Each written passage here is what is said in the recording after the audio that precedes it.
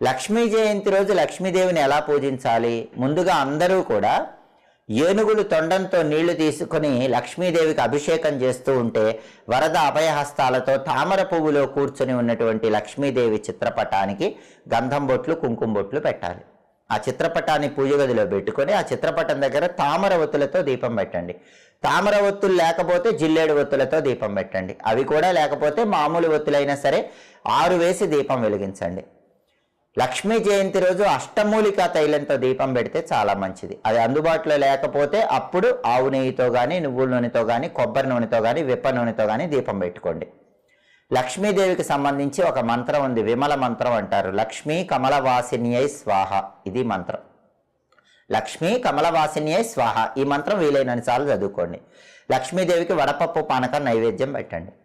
గులాబీ పూలతో, పద్మ పుష్పాలతో లక్ష్మీదేవిని పూజిస్తే